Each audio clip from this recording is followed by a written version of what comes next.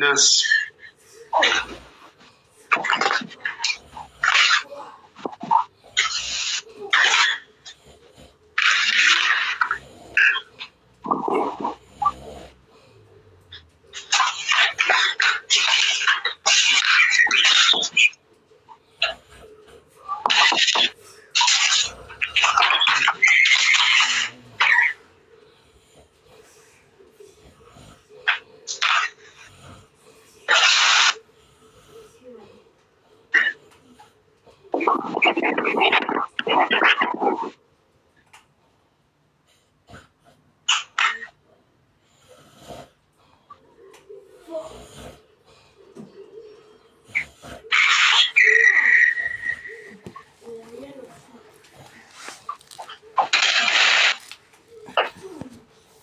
Bueno, vamos a dar un minutito para que terminen de entrar y ya arrancamos, ¿sí?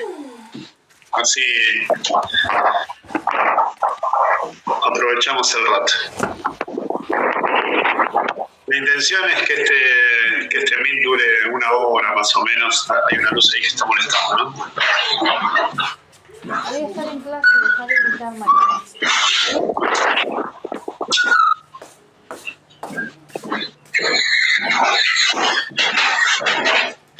Sí, molestando. Que voy a estar en clase martes.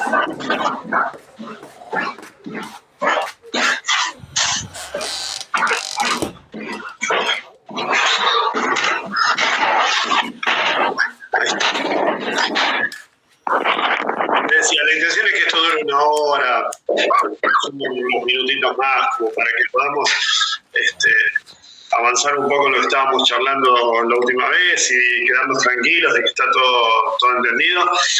No vamos a pretender que esta clase sea una clase igual a las presenciales, porque no lo es. Pero bueno, vamos a hacer lo posible con lo que tenemos y ahora a ver si tenemos a alguien más.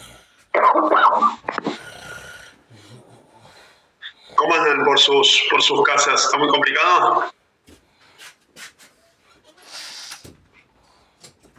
Sí, por acá bastante complicado, profe. ¿Está muy inundado?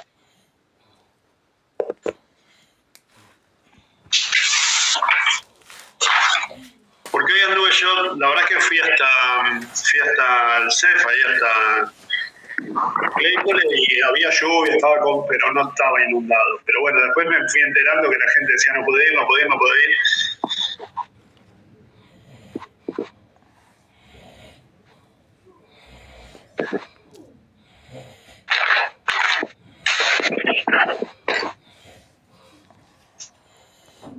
Bueno, espero que estén todos bien, que no les haya. ¿Los compañeros saben algo?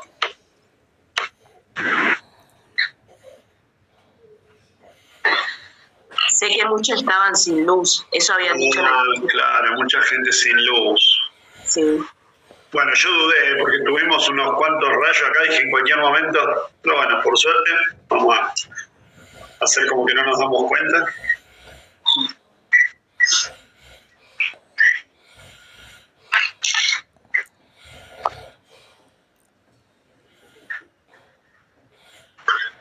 Bueno. Ahora sí, les pido por favor, pongan sus nombres en el chat, así como están inscritos, así yo los encuentro después. Y cuéntenme, ¿cómo les fue? Lo último que estuvimos haciendo es leer a Malinowski. Estuvimos charlando de Malinowski, ¿se acuerdan? ¿Pudieron leer? ¿Pudieron recorrer ahí el manual?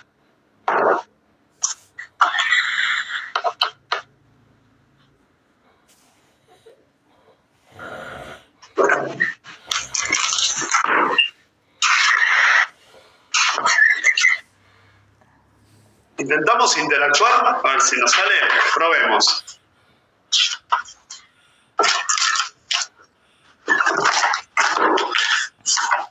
Yo tengo acá el manual, el mismo que tienen ustedes.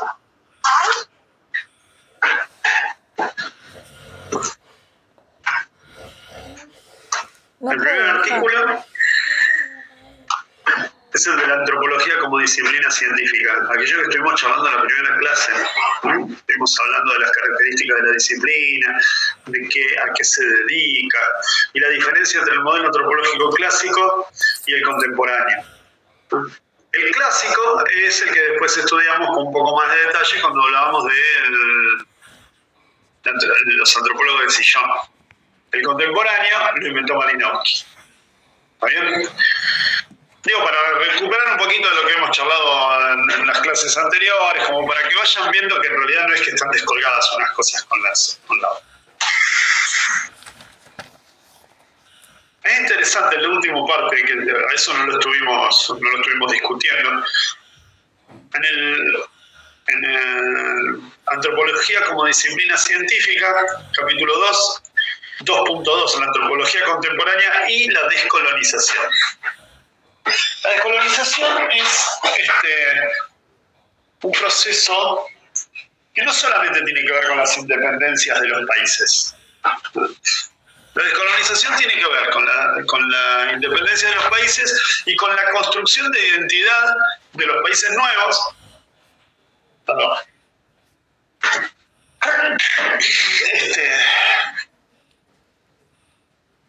La construcción de identidad de los países nuevos y la construcción epistemológica de todo ese saber y ese conocimiento que se va generando.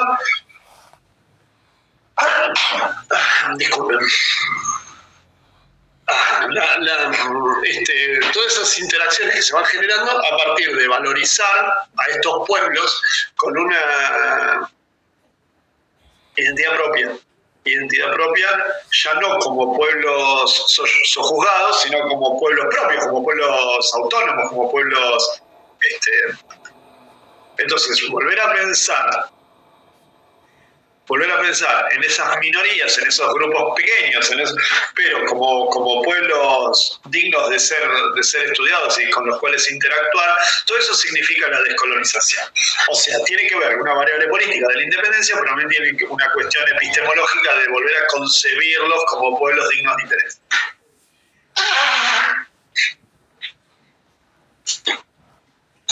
Yo supongo que todo esto ustedes lo conocen, lo han visto 500 veces, pero bueno, le hago así una repasadita. Después tenemos las principales corrientes teóricas en antropología. Arrancamos con el siglo de las luces, el 18. Che, acuérdense de poner sus nombres ahí en el chat. Ahí sigue entrando gente.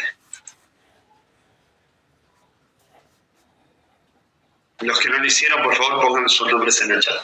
El siglo de las luces, el 18,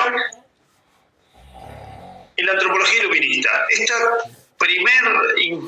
primer intento, esta primera manera de abordar la diversidad cultural científicamente, o por lo menos racionalmente. ¿Ustedes saben cuándo fue la primera vez que se tomó conciencia de la diversidad cultural? La primera vez que alguien dijo, che, estos son diferentes. Bueno, hay registros, qué sé yo. Los griegos creían que todos los que no eran griegos eran una especie de bichos que caminaban por el mundo. No, ni siquiera tenían intención de interactuar con otros griegos. Para los griegos, echarlos de una ciudad griega era peor que mandarlos a la cárcel, ¿no? Ellos preferían la muerte antes que el destierro. Entonces, no es que los consideraban diversos, los consideraban inferiores, los griegos estoy hablando, ¿no? Después tenemos algún que otro registro. Los egipcios, por ejemplo, sabían que estaban los nibios. Los nibios eran un pueblo de gente negra que vivía, no sabemos bien dónde, pero calculamos que en el nacimiento del río Nilo, ¿no? Y cada tanto los egipcios se dedicaban a pelearse con los nibios o a esclavizar nibios, qué sé yo. Pero la primera vez que alguien se puso a pensar en torno a la diversidad, ¿cuándo les parece que fue?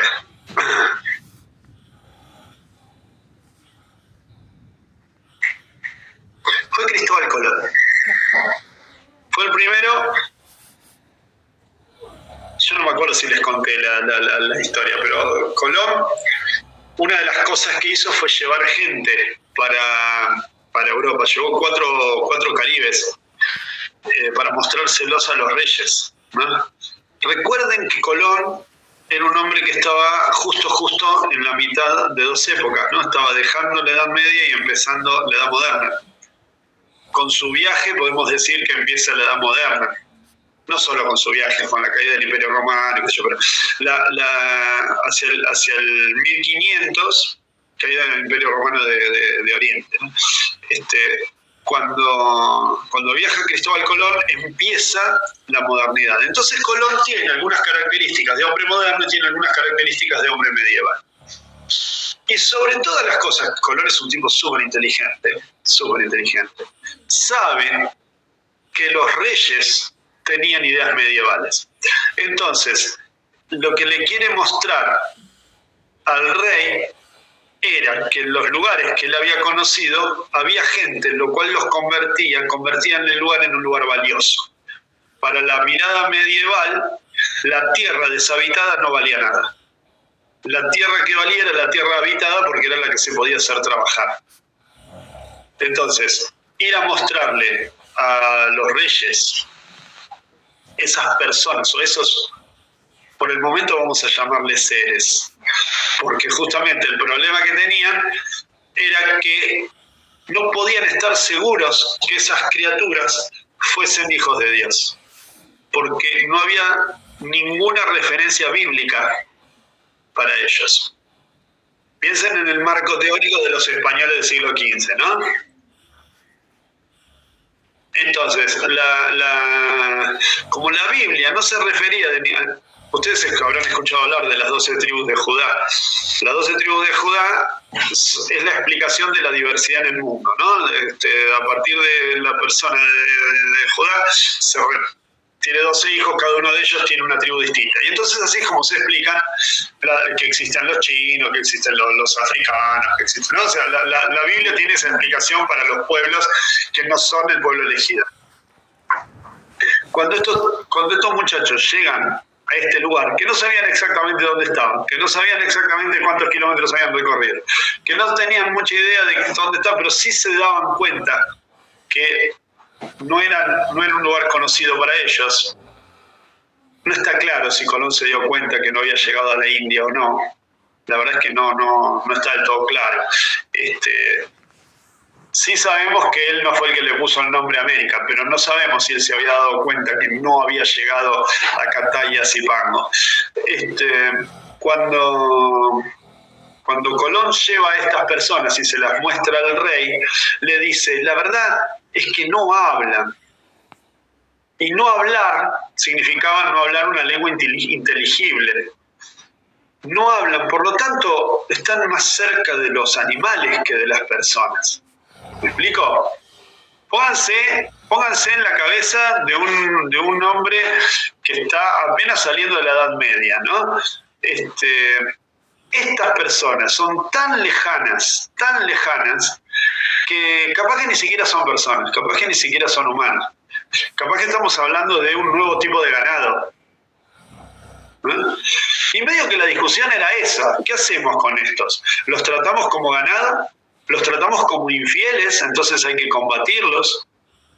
¿O los evangelizamos? Se lo pregunta al rey. Y el rey dijo, la verdad que yo no sé. No sé qué voy a hacer con esta gente. Entonces se lo llevan al Papa. Y el Papa, que era de todo menos lento, dijo, sí, son hijos de Dios, hay que evangelizarlos, tiene que ir un cura en cada barco y tiene que haber una iglesia en cada nueva ciudad que se construye. Eso significó la expansión más grande de la Iglesia Católica en toda su historia, el crecimiento económico, político, geopolítico, que la Iglesia Católica terminara de convertirse en lo que todavía es, ¿no? Y además significó para los pueblos originarios de América ser tratados como infieles, es decir, no como infieles, perdón, ser tratados como hijos de Dios. ¿Eso qué quiere decir? Que se les ofrecía la palabra y el bautismo. Quienes la aceptaran quedaban obligados a vivir bajo las leyes del cristianismo y bajo las autoridades del cristianismo y todas las mañas del cristianismo. Y para quienes no aceptaran, entonces sí serían tratados como infieles. Por lo tanto, aparece la Inquisición, aparece el permiso de matar y todas esas cosas, ¿no? Entonces, la conquista de América es la primera reflexión más o menos seria, o por lo menos más o menos con intención de pensarla, acerca de la diversidad. Algunos dicen que es el origen de la antropología en el sentido conceptual. Es la primera vez que alguien se pregunta, y no va a volver a ocurrir, no va a volver a haber discusión hasta el siglo XVIII, que es de donde arranca Lichetti. ¿Está? El siglo de las luces, la filosofía iluminista y todo este asunto. El siglo XIX, que es particularmente movido, ¿no? En Europa, el siglo XIX. Piensen que en Europa en el siglo XIX, a ver, ¿qué novedades tenemos en el siglo XIX? Tenemos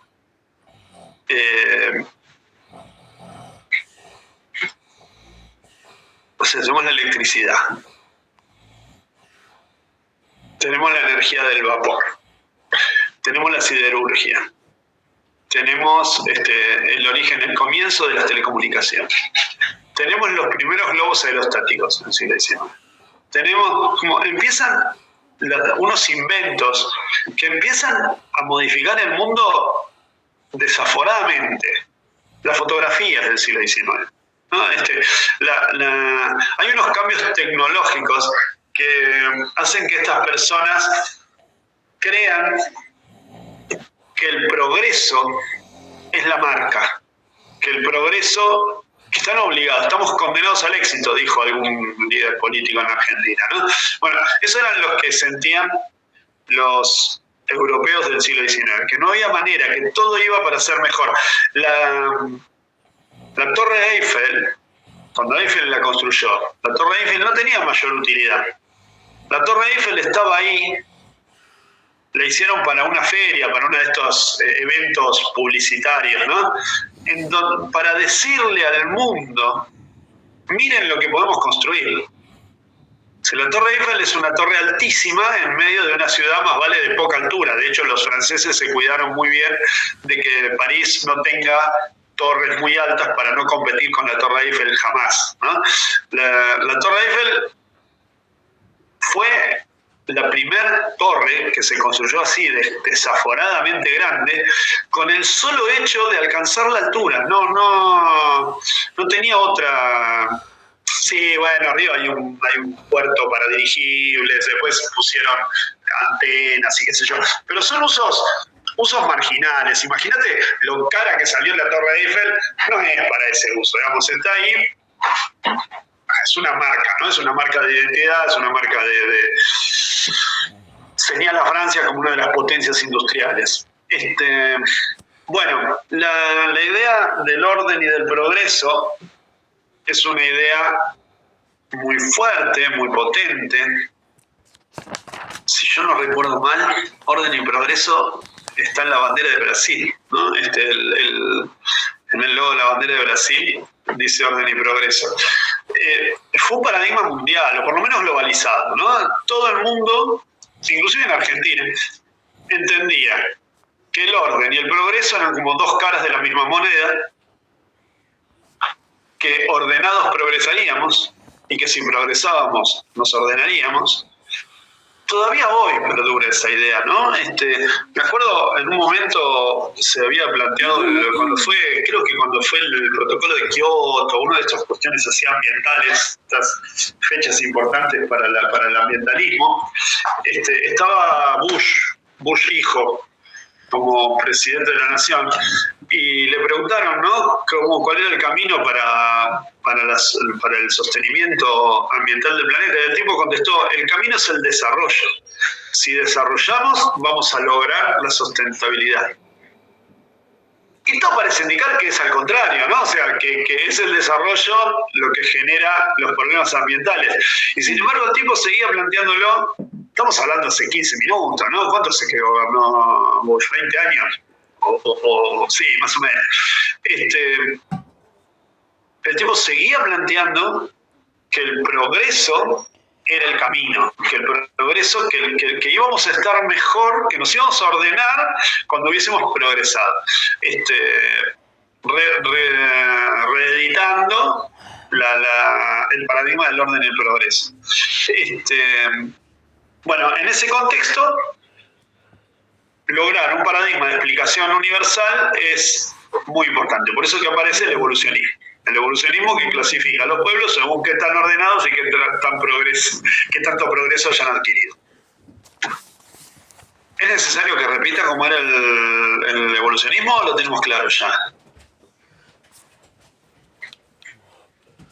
Estoy haciendo como un paseíto rápido por todo lo que vimos. ¿Es necesario que vuelva sobre el evolucionismo o lo puedo saltear? Hola, ¿hay alguien? ¿Lo puede explicar? No entendí nada. ¿Me repiten, porfa? ¿Querés volver a explicar el evolucionismo? ¿Querés que lo repita? Sí, por favor. Sí. El evolucionismo es un paradigma. El evolucionismo es un paradigma que tiene alcance global, que trasciende a la antropología, no es solamente de la antropología, pero digamos que para nosotros la antropología es la disciplina que nos preocupa. Dame un segundito, que tengo que hacer una cosilla.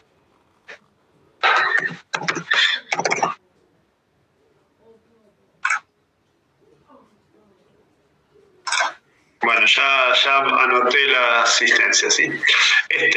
Decía, la antropología toma las ideas de la biología, las ideas de Darwin, y las lleva equivocadamente a la clasificación del orden social. Y se construye un modelo explicativo que pretende dar cuenta de toda la diversidad del mundo, como una manera de obtener progreso del conocimiento y de ordenar el conocimiento, orden y progreso.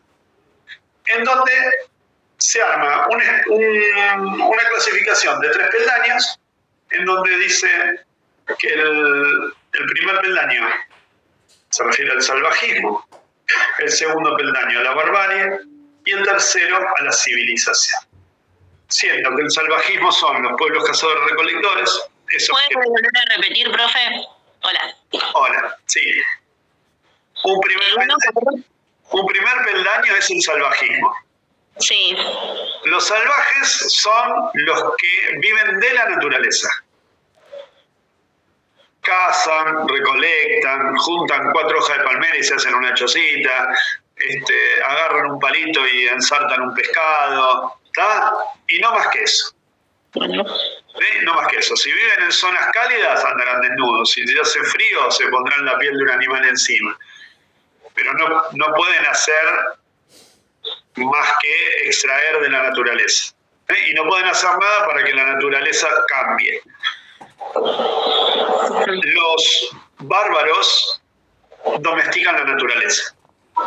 Los bárbaros tienen ganado, tienen agricultura, tienen arquitectura, puede ser que tengan escritura, son sedentarios. Pero, digamos que el nivel de transformación se limita a eso, ¿no? A decir, bueno, acá hay un río, le hacemos un dique, no mucho más que eso. ¿Ah? Después vienen los civilizados, y los civilizados son los de la sociedad industrial, es decir, los que pueden transformar esa naturaleza y te fabrican la Torre Eiffel.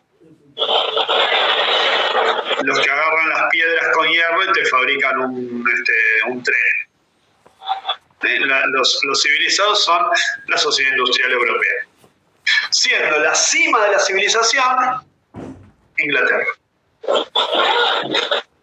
Este detalle no es menor, porque los ingleses a lo largo del siglo XIX, un poco antes del XIX, yo diría que del XVIII, van a ir construyendo un imperio, y ese imperio se va a anclar en la idea de que ellos son los mejores en todo.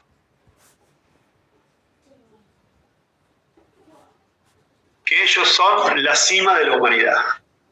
Todos los pueblos del mundo vamos rumbo a convertirnos en Inglaterra. Y esto va para todos los órdenes, no solamente para el conocimiento intelectual.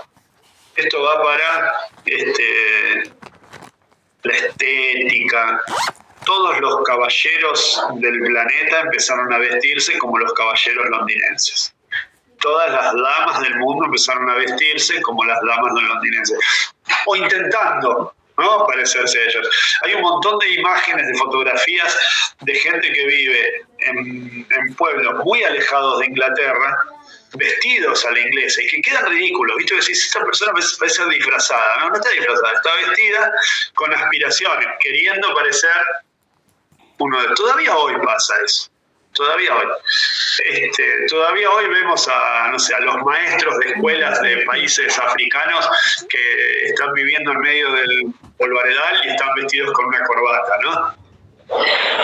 Profe, entonces el evolucionismo tiene como 3 características, que pasa por el salvajismo, bárbaros y los civilizados sería. El evolucionismo es una clasificación que clasifican 3 tipos: salvajes, bárbaros y civilizados. Okay. Si vos vivís en un pueblo que no sos Inglaterra, podés ser o salvaje, o bárbaro, o civilizado.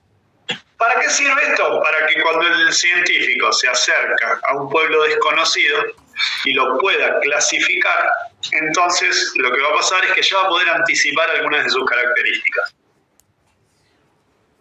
Estoy ante un pueblo salvaje, bien, no tiene escritura. Estoy ante un pueblo bárbaro, bien, son sedentarios. ¿Entendés? Como que puedo anticipar algo de sus comportamientos. ¿Se acuerdan que estuvimos viendo lo de las leyes de Newton? Que era un modelo que servía para explicar el comportamiento físico en cualquier lugar del planeta, incluso sirve para poder explicar el comportamiento físico en Marte, en Venus, en el exoplaneta que parece que encontraron vida. Las leyes de Newton son universales. Bueno, lo que estaban buscando es una ley universal para clasificar a los pueblos. Y por supuesto, no la encontraron, porque esto que estamos hablando es una sarta de errores. Hay una gran cantidad de prejuicios entrelazados en esa clasificación. Por ejemplo, suponer que todos los pueblos queremos ir hacia Inglaterra, que todos queremos parecernos a Inglaterra. Ahí voy. No toques nada, ¿eh? Es un prejuicio. Aunque haya muchas observaciones que empujan hacia esa conclusión. Si todos nosotros tratamos de vestirnos como los ingleses, pues entonces pareciera ser que todos queremos ser ingleses. Si todos escuchamos rock and roll, si todos jugamos al fútbol, entonces no es tan raro pensar que todos los pueblos queremos ser ingleses. Si todos los chicos de la Argentina están obligados por ley a ir a una escuela donde se les enseñe inglés, ¿no? Suponer que todos nosotros queremos ser o parecer Inglaterra no es una idea descabellada. Lo que pasa es que después empieza... Porque hay una mirada eurocéntrica en realidad acá, en América Latina. No eurocéntrica, inglaterrocéntrica. Es una palabra inventada, pero sirve. Vos pensás que el eurocentrismo le daba mucho espacio a Francia también. Y en la época de la Primera Guerra Mundial también a Alemania. Hubo una época en la Argentina en donde había mucho prestigio en estudiar alemán. Había mucha gente que estudiaba alemán. ¿Por qué estudiar alemán? Y qué sé yo por qué estudiar alemán. Porque era pituco, porque era cheto, porque te ponías más rubio si hablabas alemán. Después, a partir del nazismo, como que el alemán perdió un poco de propaganda. Pero contrariamente, el italiano nunca fue un idioma demasiado prestigioso, la cultura italiana nunca fue algo que nosotros admirásemos demasiado, ¿no? Y sin embargo, de Roma salió todo, ¿no? O sea, el derecho romano, el modelo de Estado moderno, el modelo de poder, el modelo de organización política, económica, militar, la idea misma de imperio, la idea misma de dominación de provincias, que todo eso viene de Roma. Y sin embargo nosotros no reconocemos en Roma, no reconocemos en Italia, más vale pensamos en Grecia, ¿no? No pensamos nuestros antecedentes culturales en Italia. Ahora, nuestros chicos estudian inglés, no estudian italiano o latín.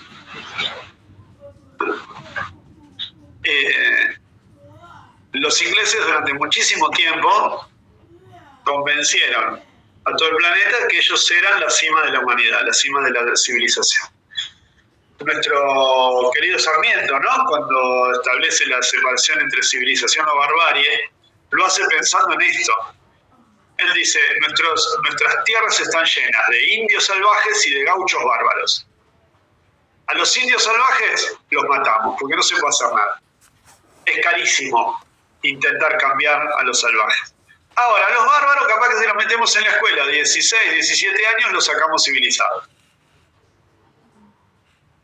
Entonces, Sarmiento le dice a la Argentina, nuestro dilema es civilización o barbarie. O vamos a seguir siendo bárbaros, y entonces nos dedicamos a matar vacas y a comer asado y nada más que eso, o nos convertimos en una nación civilizada, una nación europeizada, una nación industrializada, ¿no? Y entonces aparece toda esa arquitectura del 1900, esa ciudad toda iluminada, aparecen las avenidas decoradas a la europea, ¿no? Y aparece que Buenos Aires es la más europea de las capitales latinoamericanas, ¿no? Toda la generación del 80. Es decir, ¿qué les pasa a estos tipos? ¿Por qué de pronto quieren convertir a Buenos Aires más en París que en Londres, ¿no? Y bueno, la respuesta estaba ahí, estaba en que estas personas estaban pensando en que el proyecto de país era civilizar a la barbarie. ¿Y cómo se civiliza la barbarie? Europeizándola. Y disculpen que yo sea así de bruto pero con él es bastante... Era brutal la cosa, ¿no? A los rubios los mandamos a estudiar el secundario para que se conviertan en administradores y a los morochos los hicimos estudiar la primaria para que sean obreros. Es un poco simplista esto que estoy diciendo, pero era más o menos así. No, acá no. ¿De acuerdo? Ay, puta madre, me asusté. Entonces, la antropología se va a hacer cargo de este pensamiento evolucionista y lo va a convertir en una marca, lo va a convertir en un paradigma, lo va a convertir en la manera de abordar a estos pueblos que por el momento llamaremos pueblos primitivos, porque es la manera en la que lo llamaron los evolucionistas. Por supuesto que está mal llamar pueblos primitivos. ¿Ah? Hoy, ¿cómo les decimos a los pueblos estos? Originarios. Originarios, claro, originarios. Hay un montón de otras formas de llamarlos, por ejemplo, en la década del 90 se llamaban así, o sea, usábamos el término indios. Sí, es verdad. Usábamos el término indios porque los indios, si bien sabíamos que no eran de la India, eran americanos, era un genérico que los convocaba a todos abajo de una misma bandera, ¿no? Y les servía para enfrentarse a los Estados-nación. Entonces ellos mismos decían, nosotros somos indios. Somos los indios que estaban en América cuando llegó Colón. Después, a medida que las naciones indias se fueron organizando y empezaron a tener participación en los estados y participación en la sanción de leyes y demás, empezó a modificarse esa mirada y hoy decimos pueblos originarios, más que nada porque ellos a sí mismos se hacen llamar pueblos originarios, un poco en respuesta a otro nombre que se usaba antes de decirles indios, se le decía indígenas. Indígenas quiere decir que no tiene origen, que no se le conoce el origen, que no se sabe de dónde salieron porque la Biblia no lo explica. Entonces, de indígenas pasamos a decirles indios. Y después un día ellos nos empezaron a decir, nosotros somos los originarios, los que estamos desde el origen. Bueno, ok, originarios.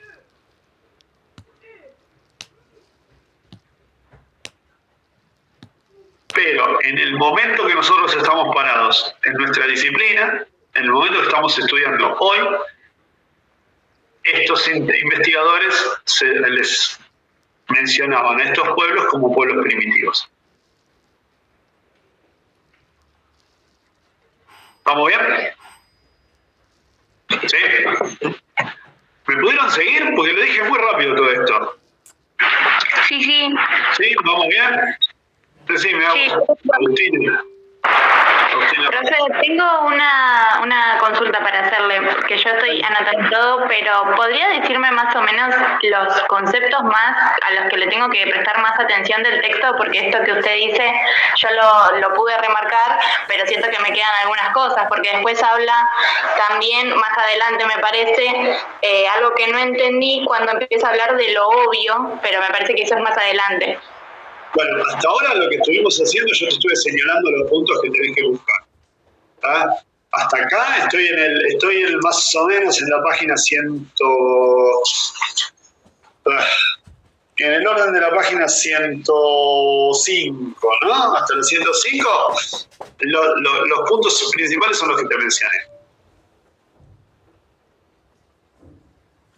No recuerdo esto de lo obvio. A ver, señálamelo. Decime dónde lo viste y lo voy a buscar. Yo estoy en la página 38, profe, yo lo tengo acá, del texto. No sé si es el mismo.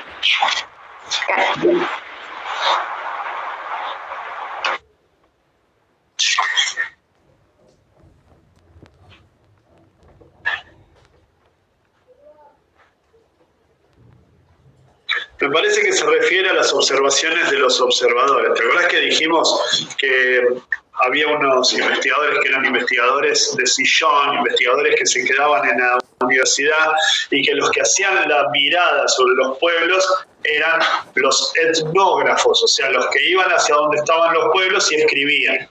Y traían esos textos y se los daban a los científicos que se hacían llamar etnólogos. Las observaciones que hacían estos muchachos les permitían a los etnólogos hacer las clasificaciones que después sirvieron para construir el evolucionismo. Ahora, en esa observación entra en juego lo que el observador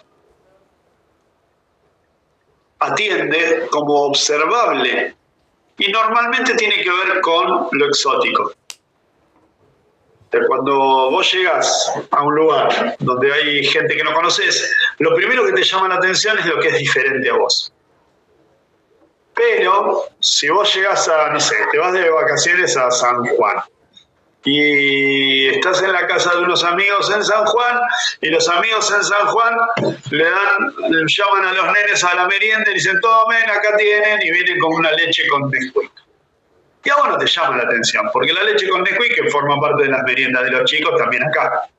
No es una novedad, no es algo, es algo obvio. Entonces no queda registrado. Ahora, si vos llegas a San Juan y los pibes le dan a los chicos, no sé, un caldo de chivo para merendar, decís, opa, esto es algo que yo nunca vi, que les dieran para merendar a los nenes caldo de chivo. No estaría nada mal, un caldito de chivo para merendar debe ser rico, pero a lo que me refiero es que no estamos acostumbrados. Entonces, como no estamos acostumbrados, lo registramos. Lo obvio es lo que no se registra. Y a veces es necesaria esa información para poder entender.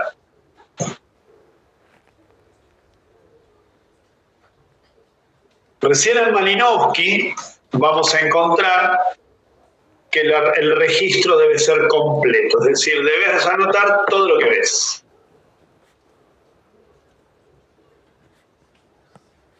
Bueno, descaradamente salteé el materialismo histórico porque siempre me pareció que estaba mal puesto y lo vamos a ver nosotros más al final. La antropología marxista la vamos a ver un poco más al final. Porque necesitamos tener más herramientas. ¿Ah? Igual si tienes ganas de leerlo, lo puedes leer, no hay ningún problema. Y después nos metimos con la antropología social inglesa, la teoría funcionalista. Y hablamos de Branislav Malinowski, quien tiene al menos, por lo menos, como mínimo, dos ideas importantes para nosotros. El del trabajo de campo y la teoría organicista de la cultura. ¿Se acuerdan de esas dos ideas? ¿Qué era el trabajo de campo? ¿Qué? El trabajo de campo nos hacía referencia a como convivir con la comunidad para tener conocimiento de sus costumbres, de sus hábitos y demás. Exacto. Que como un organismo, como que cada uno cumplía una función. Muy bien. Siendo, primero con respecto a lo primero, ¿no? Respecto al trabajo de campo, que el etnógrafo y el etnólogo son la misma persona. Profe, Sí, yo lo tengo como esto que explicó usted de que cómo sería la clase si estuviese la inspectora. claro.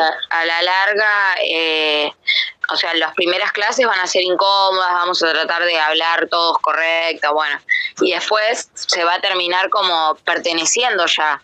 A medida que pasen las clases ya no la vamos a ver como... Un día le van a cambiar un mate a la inspectora y ya está. Y ya Claro, está. claro. Y así lo podemos vincular también con el trabajo social, ¿no? O sea, yo pude hacer como esa vinculación de que nosotros como que cumplimos también una función así. Al principio, cuando dicen, viene la trabajadora social, tiene que estar todo limpio, hacer las cosas bien, o sea, como que los chicos estén limpios, la casa esté limpia. Y después, bueno, esto, como que viéndolo desde el lado del espía, después terminás como esto que nombró Agus también de lo obvio, el registro, como que puede hacer esa relación. Bueno, yo voy a hacer una confesión ahora que si ustedes la hacen en público la voy a negar. Y es que los antropólogos, así como los trabajadores sociales, tenemos una tradición, tenemos un antecedente medio oscuro. ¿Cuál es el estigma del trabajador social? ¿De qué se lo acusa? De sacar a los niños del hogar. Exacto, viene el trabajador social a sacarte a los pibes, ¿no? Es la amenaza. Si vos seguís haciendo esto, te voy a mandar al trabajo. Es una especie de policía, ¿no? Es un tipo que viene a evaluarte y si no aprobás, te sacan a los pibes. Bueno, los antropólogos, sobre todo durante el siglo XIX, fueron investigadores, me encantaría decirles independientes, pero en realidad no eran independientes, dependían de los estados, y esos estados eran imperialistas.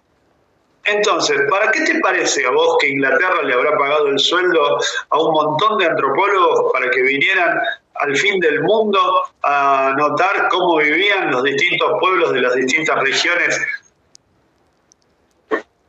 así estas medias que ellos llamaban primitivas? ¿Cuál habrá sido el interés de Inglaterra en saber cómo viven los pueblos originarios del Chaco paraguayo? Y para robar los recursos, saquear los recursos. No. ¿Sabés qué? Es mucho más literal, o sea, sí, la respuesta es sí, pero es sí de una forma monstruosa. O sea, no es solamente decir, no, lo que pasa es que querían gobernar con un sesgo hacia sus intereses. No, estaban buscando, por ejemplo, lugares donde creciera el algodón silvestre para poder plantar el algodón domesticado. y poder competir con las algodoneras norteamericanas. Estaban buscando dónde nacían los árboles de caucho para poder afanarse las semillas y plantarlas en otro lado, para que Brasil no tenga el monopolio del caucho. Bien explícito. Y con respecto a los pueblos, la dominación política. El formato de dominación inglés era distinto al formato de dominación español. Los españoles, cuando llegaban a un pueblo determinado, no sé, digamos por ejemplo, ¿conocen? Bueno, es muy probable que no conozcan, pero ¿saben de qué hablo cuando digo Londres, Catamarca? ¿El pueblo Londres en Catamarca? ¿No? Bueno, hay un pueblito en Catamarca que se llama Londres, que el español que llegó ahí por primera vez le quiso rendir honor, qué sé yo, no sé qué rey, qué sé yo, y le puso Londres a ese pueblito. Es un pueblito que todavía hoy es chiquito y que ha sido fundado allá por el 1550, ese es antiquísimo, antiquísimo. Estaba puesto al lado me refiero menos de 5 kilómetros, de un establecimiento incaico que se llamaba Xincal, el Xincal del Chimihuil. El Xincal del Chimihuil, si ustedes lo googlean, es una ciudadela arqueológica, onda Machu Picchu, pero más modesto y sin el paisaje espectacular de Machu Picchu, ¿no? No está metido, Machu Picchu está puesto arriba de una montaña, el Xincal está puesto en un valle. Pero era una fortaleza incaica. Ahí los muchachos estos se preparaban porque controlaban todos los valles calchaquíes desde esa edad. Los valles cuyanos, los calchaquíes. Entonces, ¿qué hicieron los españoles? Le pusieron una ciudad al lado e hicieron todo lo posible porque esos pueblos originarios se convirtieran en lo que los españoles llamaban gente de bien. La religión, las culturas, las comidas, la manera de casarse, la manera de vivir, todo se tiene que convertir en españoles. Los españoles, cuando llegan a un lugar, imponen la manera de vivir española. Y el que no la sigue, castigo. Los ingleses van a tener otra manera de gobernar. Van a llegar a un lugar y decir, a ver cómo viven estos muchachos. A estos les gusta cazar, recolectar. Bueno, listo. ¿Sí qué hacemos? Les ponemos en el medio del monte un almacén. Y les compramos y les vendemos todo lo que nosotros queremos. Los dejamos vivir como ellos quieren vivir, pero nos ocupamos, pero le empezamos a chupar los recursos a partir de la economía. O les reemplazamos al líder. Le ponemos encima del cacique, le ponemos a un inglés. Entonces conservan toda la estructura, todos los estadios inferiores de poder, pero el más alto lo ocupa un inglés. Para que vos puedas saber cómo funciona el sistema de poder de una población, tenés que mandar a un antropólogo que lo investigue. Por eso que hay muchos originarios que vos le decís la palabra antropología y la odian. Porque se quedaron con la idea de la antropología del siglo XIX.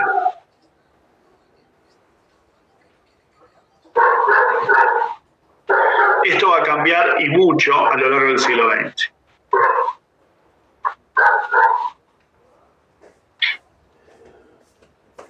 Bueno, la otra idea interesante es que para Malinowski la cultura es un organismo, cualquier modificación que se haga de ese organismo lo altera por completo.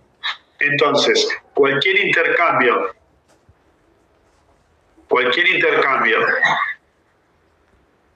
con gente de otra cultura es contaminante. ¿Se acuerdan que lo habíamos analizado esto en términos del nacionalismo? Habíamos hablado de que el nacionalismo cree que todo lo que no es de la propia nación es una amenaza. Bueno.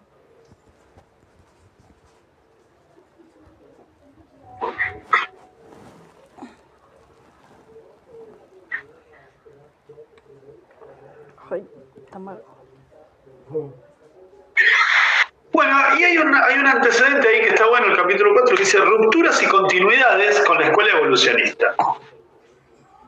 Malinowski y todos los funcionalistas ingleses no se van a enojar del todo con el evolucionismo, no van a ser contrarios al evolucionismo, pero van a empezar a señalar algunas diferencias. Van a decir, che, mira que no es todo tan así, ¿no?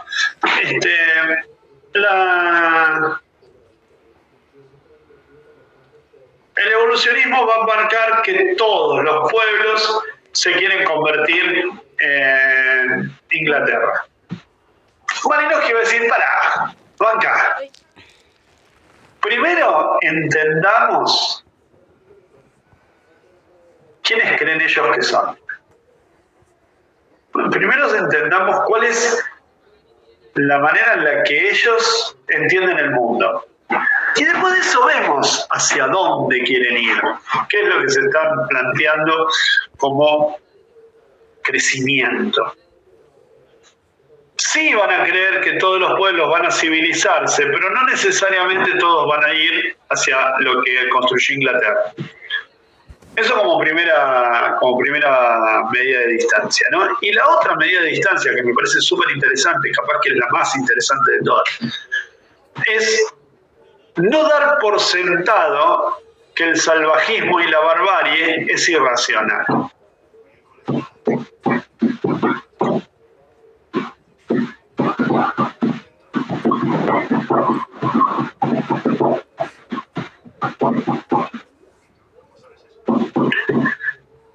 ¿Puede repetir, profe, de nuevo? Sí. No dar por sentado que el salvajismo y la barbarie son irracionales.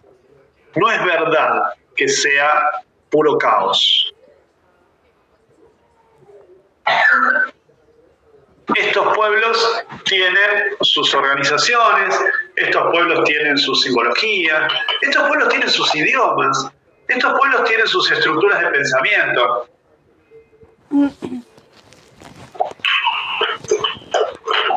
Estos pueblos van a tener sus cosmovisiones. Entonces, prestarle atención, entenderlas, para poder contárselas a Occidente, traducírselas. Una etnografía sería algo así como un esfuerzo pedagógico para que Occidente entienda qué piensan los originarios de tal o cual lugar del mundo acerca de ellos mismos.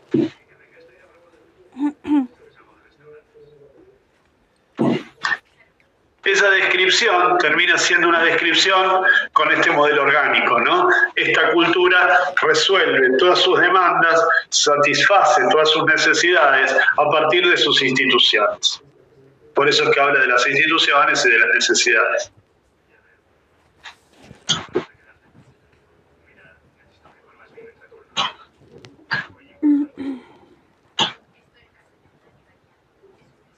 Bueno, esto es como hicimos así como un repaso rapidísimo de todo lo que estuvimos viendo hasta aquí.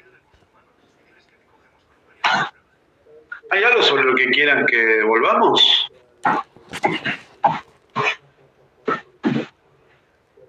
Yo creo que esto que les hice hoy les va a servir como la estructura para poder estudiar, ¿no? O sea, tendríamos que poder posarnos sobre cualquiera de estas afirmaciones que les acabo de repetir hoy, y si podemos charlar 2 minutos, quiere decir que estudiaron y que entendieron. ¿Ah? Si ustedes pueden ampliar un poquito esto que yo les estoy contando, está bien, están en el camino correcto. Si solamente pueden repetirme la frase que yo te acabo de decir, estás estudiando de memoria. ¿Comprenden? Es importante esto, ¿eh? Es importante. Por ejemplo, alguien por ahí hizo la comparación con el trabajo social respecto del trabajo de campo. No sé quién fue, no me acuerdo.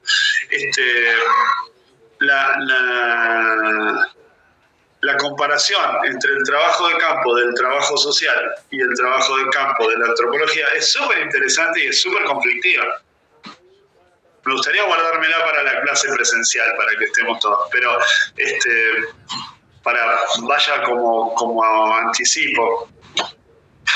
Los antropólogos no tienen la más mínima intención de modificar la realidad.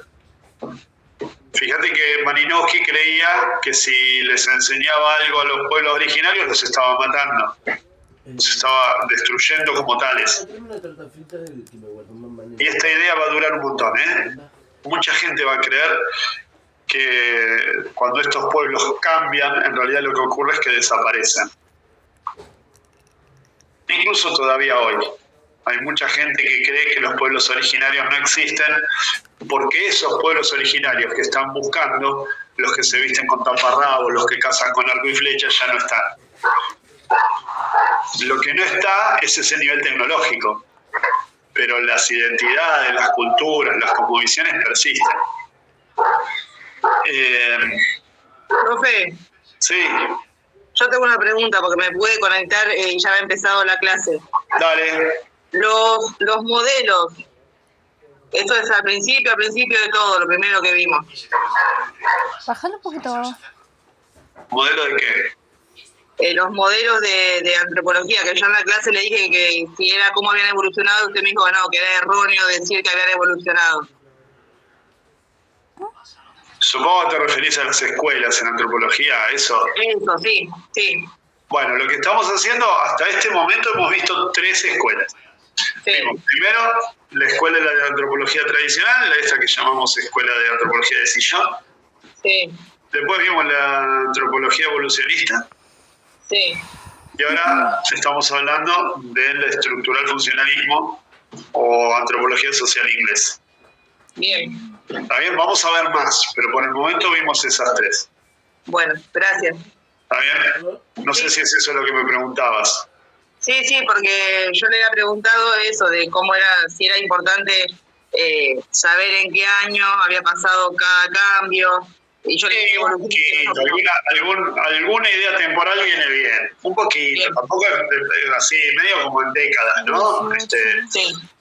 Yo no te lo voy a pedir con una exactitud así suiza, pero si vos me decís más o menos cuál estuvo primero y cuál estuvo después, ya es suficiente. Gracias, profe.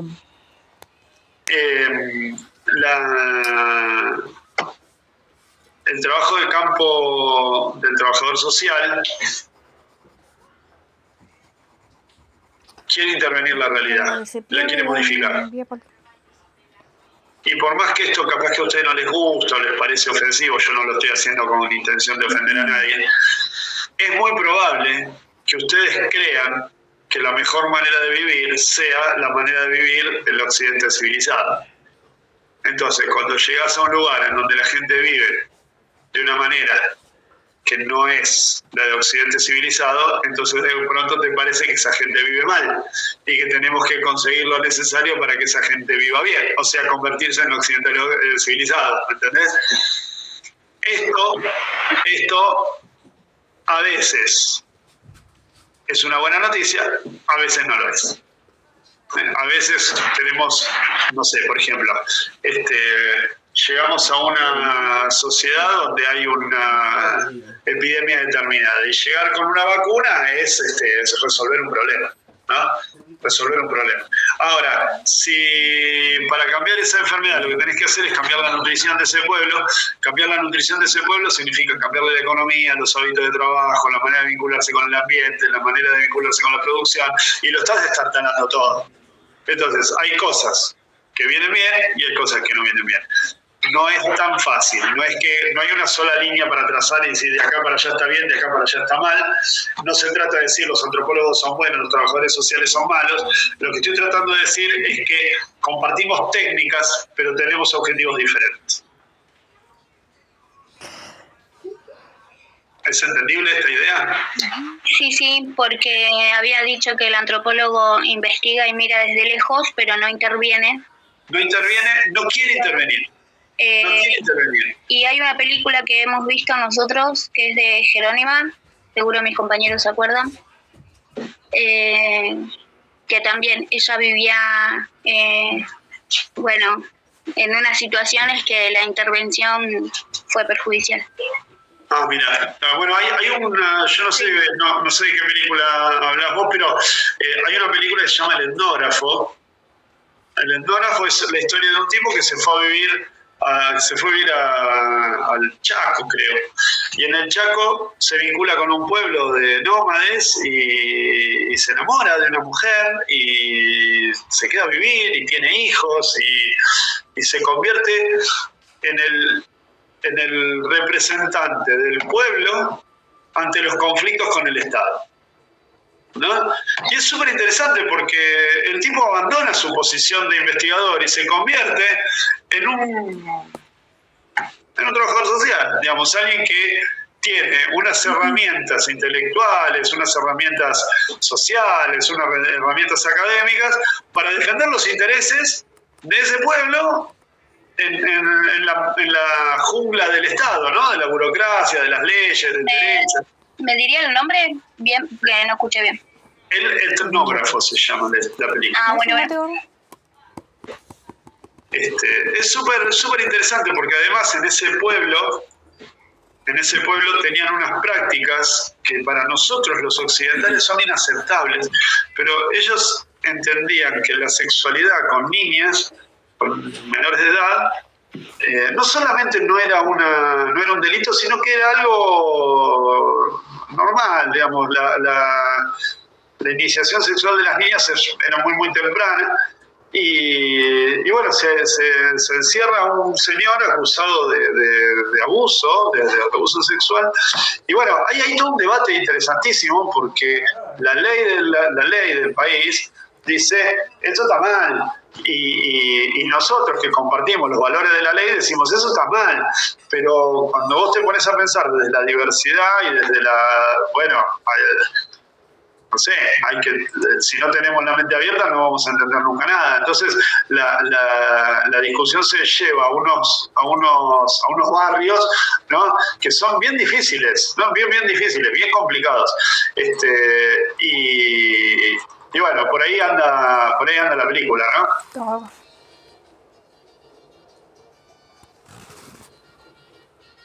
Ay, me siguen poniendo presentes y yo ya cogí todo como de vuelta. ¿Alguien más falta poner el presente? Fui yo, profe, no encontraba dónde poner. No pasa nada. Yo no puse el presente, no sé cómo se pone. Lo ponés, porfa, ahí en el chat. Bueno, ahí veo. Ahí donde está, ahí abajo a la derecha, hay un simbolito como de historieta, como de globito de historieta. Sí. Cliqué ahí y se te despliegan los mensajes de la llamada. Y lo escribís ahí y me llega a mí. Bueno, llega a todos. Bueno. Bueno, yo creo que hasta aquí es lo que hemos estado viendo. Y vuelvo a preguntar. ¿Hay algo sobre lo que ustedes desearían regresar? ¿Hay algún asunto sobre el que quieren que yo me detenga? ¿Algo que leyeron y no les cuadró? ¿Cómo le van a crear los ratón Pérez, no? Profe, ahí que mencionó estructural funcionalismo, no lo estoy logrando ubicar dónde está. Es Antropología Social Inglesa, la teoría funcionalista, página 121. Gracias, profe. Sí, María, te da la mano levantada. María Encinas. Te escucho. Ay, Mari. Mi amor. ¿No? ¿Profe va a dar alguna guía, algo o no? ¿O no hay cuánto parcial? Es toda la clase de hoy la guía. No sé, ¿qué necesitas? No nos odie, profe. No te odio, lo que pasa es que el Meet no me permite grabar, si no, capaz que hubiésemos grabado y les hubiese servido, pero lo que estoy haciendo hoy es eso, es un paseíto así rapidito señalando todos los asuntos que hemos visto hasta ahora, justamente para eso, para ayudarlos en la preparación del examen, para el cual todavía falta, pero no está mal ir pensándolo ya. No está claro todo igual lo que explicó hasta ahora. Bueno, bárbaro. Entonces vamos a hacer una cosa. Les voy a pedir, yo no creo que lo podamos resolver esto en el instituto, así que les voy a pedir que vean una película. Les voy a escribir el título acá en el chat para que Bueno. En la bibliografía van a encontrar que está citada y está linkeada a internet, está linkeada a YouTube.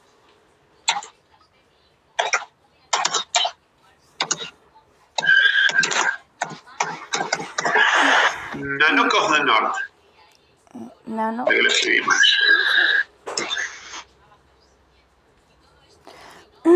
A ver si para que ver si lo encuentro en YouTube. Nano. Así ya les pongo el link. No.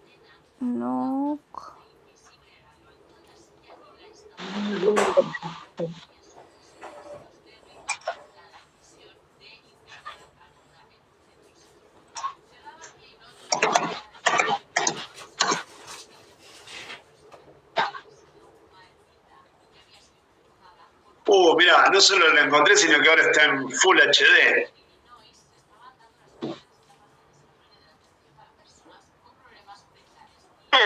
No lo sabemos, pero como les decía,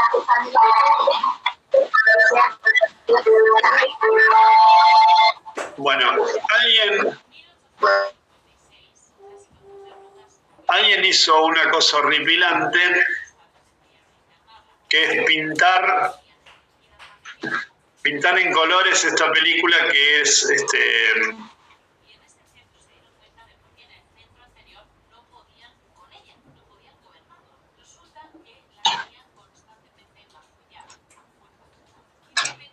pero ahí mismo abajo de ese link que les acabo de poner, está la misma película en blanco y negro. Vamos a linkear las dos.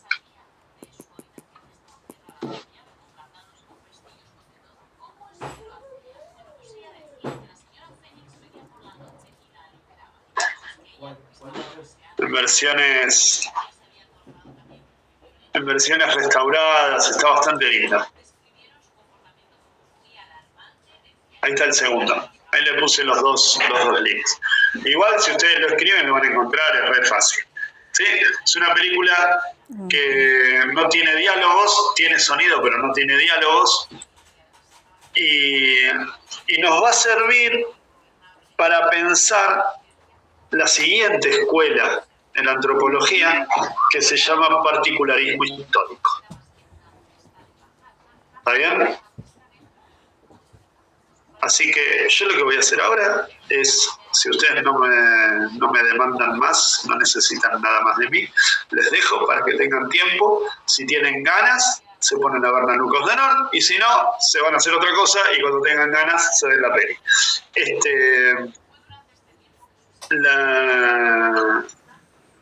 La idea sería que le puedan pegar una mirada al capítulo del particularismo histórico, porque vamos a empezar a ver de qué se trata y qué diferencias tiene con lo que había planteado Malinowski. Van a ver que hay algunas cosas que están muy cerca y otras que están un poco más lejos. Es la siguiente escuela y suele ser la que más les interesa a los estudiantes. No sé por qué les cae bien el particularismo histórico. Así que bueno, que lo disfruten. Puede ser que sea porque tiene película, los otros no tienen película.